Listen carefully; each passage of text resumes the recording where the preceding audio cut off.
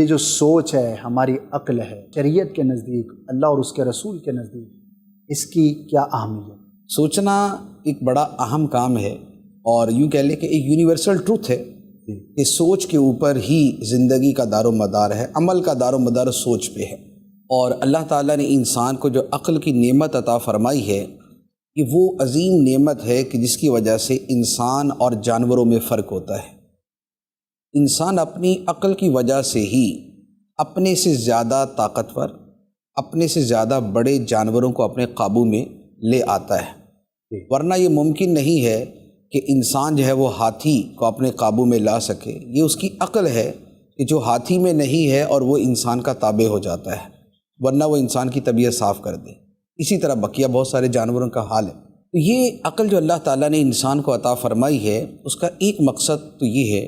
کہ اس کے ساتھ اپنا جو دنیا کا نظام ہے وہ اچھے طریقے سے چلائے، تسخیر کائنات کرے، دنیا کے اندر نت نئی ایجادات کرے، اور اپنی آسانیاں وہ تلاش کرے، اور اپنے کمفرٹس جو ہے وہ پیدا کرے، اور اسی کا یہ نتیجہ ہے کہ جو ہم دنیا کے اندر یہ دنیاوی ترقی دیکھتے ہیں، ہر شے کے پیچھے جو بنیادی چیز ہے وہ انسان کی عقل ہی ہے۔ اور دینی اعتبار سے بھی جو اس کی اہمیت ہے وہ بھی بہت ہی عظیم ہے۔ اس کی وجہ یہ ہے کہ قرآن مجید میں سوچنے پر، سوچ پر جو الفاظ بیان فرمائے اور جو اس کی تاکید کی ہے، اگر اس کی آیات کو جمع کریں تو شاید وہ آیاتی سینکڑوں سے زیادہ بن جاتی ہیں، سبحان اللہ۔ کیونکہ سوچ کے لیے عقل، تفکر، تدبر، نظر اور فہم اور تفقع، یہ وہ الفاظ ہیں کہ جو سوچنے کے لیے اور عقل کے لیے استعمال کیے جاتے ہیں۔ اب اگر ان الفاظ کو قرآن مجید میں کسی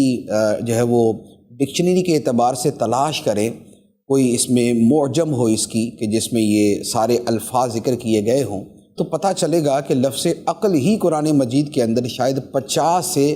زیادہ مقامات پہ ہے۔ اور اللہ تعالیٰ اپنی نشانیاں بیان کرنے کے بعد جگہ جگہ یہی فرماتا ہے، ان فی ذلک لآیات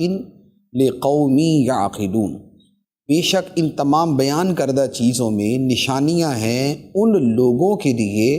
جو سمجھتے ہیں، جو عقل رکھتے ہیں، جو عقل کو استعمال کرتے ہیں۔ اسی طرح خود قرآن مجید کے اعتبار سے افلا یتدبرون القرآن،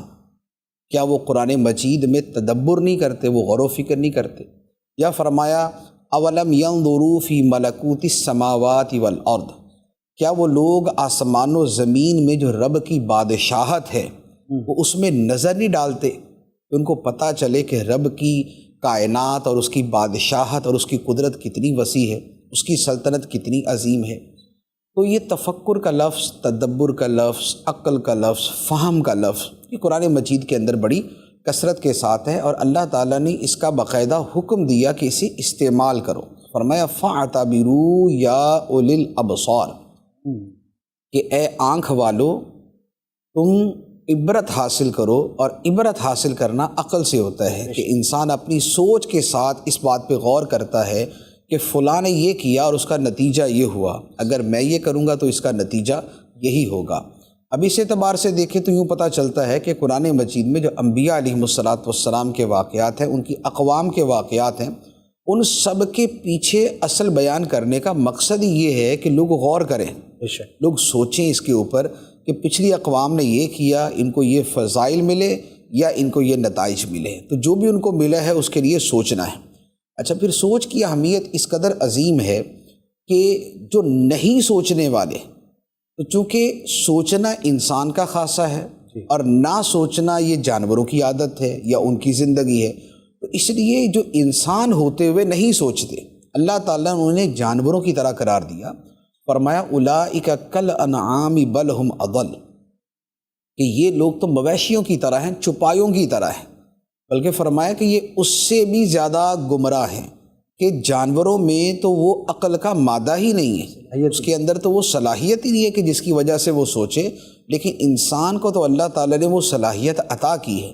اب صلاحیت ہوتے ہوئے ایک آدمی اسے استعمال نہیں کرے گا، یہ پہلے سے زیادہ بدتر ہوگا۔ تو یہ عقل کے حوالے سے قرآن مجید کی بڑی واضح سی آیات ہیں جو ہمارے سامنے ہیں۔ تو دنیاوی، دینی دونوں اعتبار سے عقل، شعور، فہم، ان سب کی اہمیت بڑی واضح ہے۔